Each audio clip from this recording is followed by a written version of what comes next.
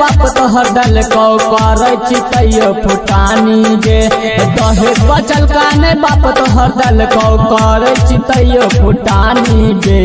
तिलक के बदला में हमरा नाना के दिलवा दही अपनानी गे।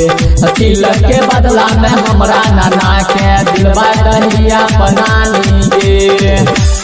दहेज बचल काने बाप तोहर दल को करे चितैयो फुटानी गे। दहेज बचल काने बाप तोहर दल को करे चितैयो फुटानी गे। ससुरा से नैहर जमौगी जल्दी करे तू काम गे। जतन लेटी कर भी तू मौगी उतना बढ़तो दाम गे। उतना बढ़तो दाम गे। ससुरा से नैहर जमौगी जल्दी करे तू काम गे। जतन लेटी कर भी गे मौगी उतना बढ़तो दाम गे। एको मोटा बाप हमरा ने दल को बनल जे रहबे रानी गे। एको मोटा बाप हमरा ने दल को बनल जे रहबे रानी गे।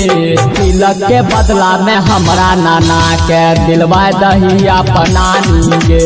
तिलक के बदला में हमरा नाना के दिलवा दही अपनानी गे।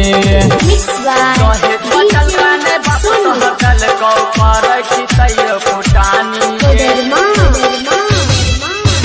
दहेज बचल काने बाप तोहर दल को करे चितैयो फुटानी गे। शादी के 4 साल जे भेलो अइल कोनो न पाता गे। अपनी चांस पर तोरा गे मौगी तोर लेबो हम नाता गे। तोर लेबो हम नाता गे। शादी के 4 साल जे भेलो अइल कोनो न पाता गे। अपनी चांस पर तोरा गे मौगी तोर लेबो हम नाता गे। आशिक दीवाना के बाती तू सुन ले कर न देसी हरानी गे।